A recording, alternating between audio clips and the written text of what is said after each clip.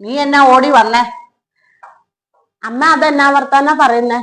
വീട് പണി തീരാറായി, ചേട്ടൻ സഹായിക്കാന്ന് പറഞ്ഞതല്ലേ. 2-3 ലക്ഷം രൂപയും കൂടെ ഇനിയും വേണം. അവനെ എവിടുന്ന് തരാനാ? ഇവിടുത്തെ സ്ഥിതി നിനക്കറിയാവുന്ന കാര്യമല്ലേ.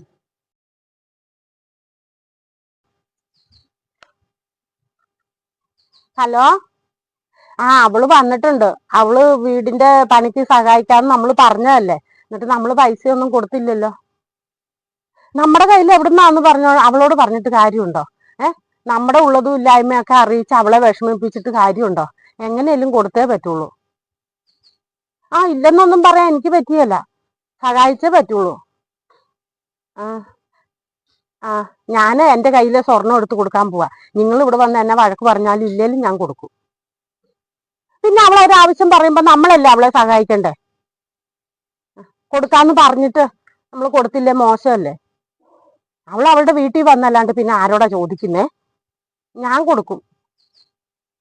ശരി.